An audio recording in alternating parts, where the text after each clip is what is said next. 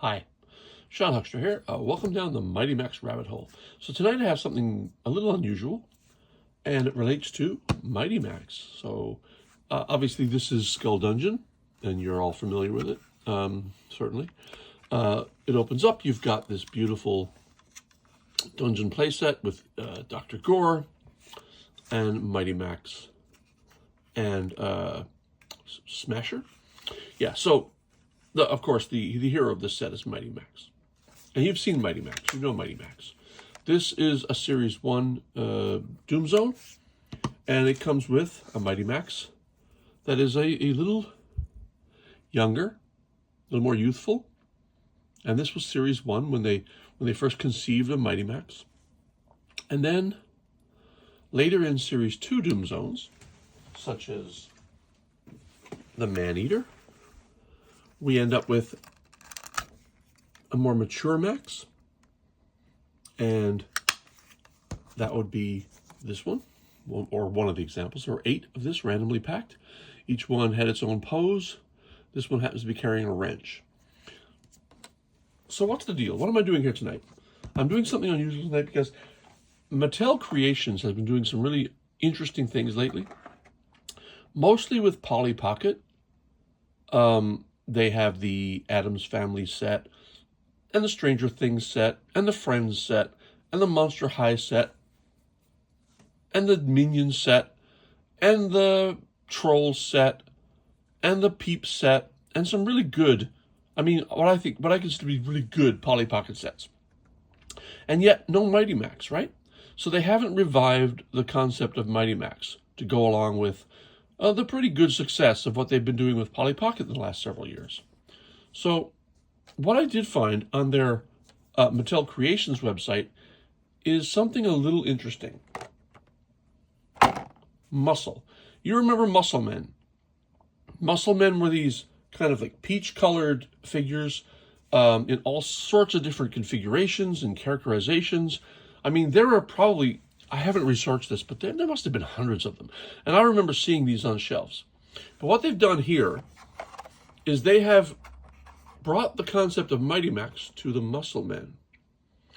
And we have millions of unusual small creatures lurking everywhere. That is M-U-S-C-L-E. And of course, I don't know if it was millions, but it certainly was a hell of a lot of characters. What they've done is they have used the Mighty Max license and released a series of small characters done in the color scheme and molding style of the Muscle Men. So we're going to open this now, and I'm not going to be careful. I'm just going to open it. Well, let's see what's on the back. So what we have on the back is we have the Mighty Max logo. They're mighty little creatures from all over. They're rough, rowdy renegades. They're flexible, durable, and unstoppable. They're muscle. And this is from Mattel Creations. So here is a sketch of the four figures included. And you can see they go from the younger Max to the older Max. And ironically, with wrench. When I decided to do this video, I didn't realize that the Max I chose to be the example of the older Max from Series 2 and 3 is the Max with a wrench. All right. Let's open it up and see what they look like. I'm just going to rip it. And what do we do with the package? We throw it away. But not really, because I'm going to keep that package because these are kind of like a unique thing. Let's start with the more youthful Mighty Max. This is Mighty Max, almost kind of as you see him here, sort of, not really, but sort of. As he is as a more childlike Max. He's a bit smaller, the stubbier body. He's got the M on his chest. Let's have a close look. So here is, he has no features in his eye. They're just like eyes with no pupils. And of course, that's kind of how a Mighty Max figure is done. They just paint the pupils. So I think what they're telling us, or what they're certainly suggesting, is that we paint these. And what I'm going to do for a future video is I am going to paint these and make them into actual Mighty Max fully painted figures. But for now, let's talk about them as they are in their kind of like peachy, fleshy tone. I say flesh as the way like Crayola called it flesh in the 70s, when flesh was the default, pink, peachy, and not any other colors that humans can be.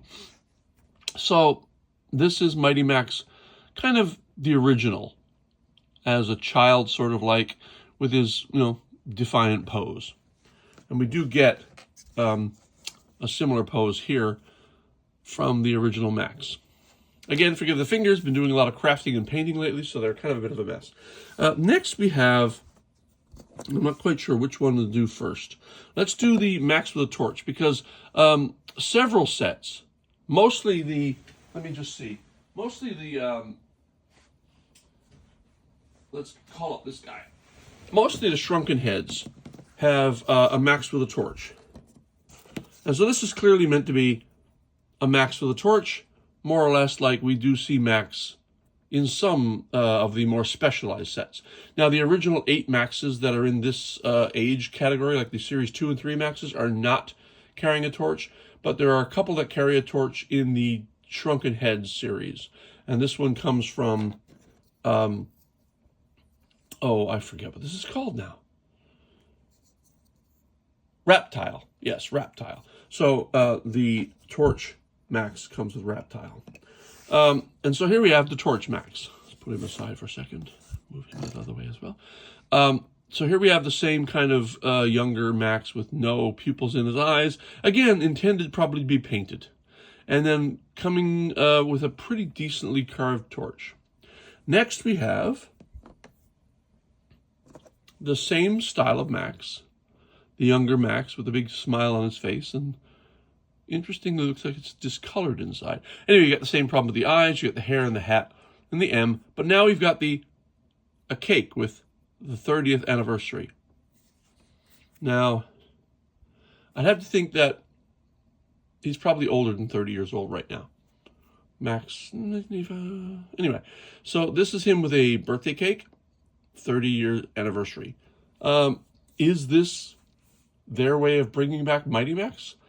Kind of hoping not, because, they have such potential ideas of bringing back the whole Mighty Max set the way they did with Polly Pocket. I don't know why they're not. But anyway, we'll move on to the fourth figure. The fourth figure now, suddenly we have Max grown up. But now, is that this Max? No. This is a very muscular Max. He almost looks a bit like Max's protector and guardian Norman, in that he's fully muscled, quite a bit older. And there is a picture going around on the internet of kind of like a checklist of Max sets. And one of the things it shows is a concept of future Mighty Max had they continued the series, in which he's actually a grown human. And I mean, while he may be not quite this muscled, he was definitely more muscled, more like Norman to scale.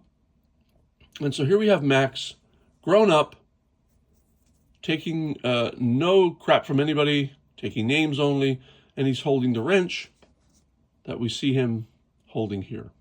Again, no pupils in the eyes. But I'm sure that the entire point of this series, other than to obviously do a crossover between the Mighty Max license and the Muscle license, I'm pretty sure they kind of want us to paint. They're kind of daring us to paint these.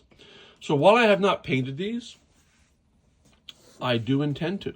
So look forward to a future video fairly soon, when I get time, of these Mighty Maxes painted to look like actual Mighty Max figures, and hopefully they'll look a bit more like this.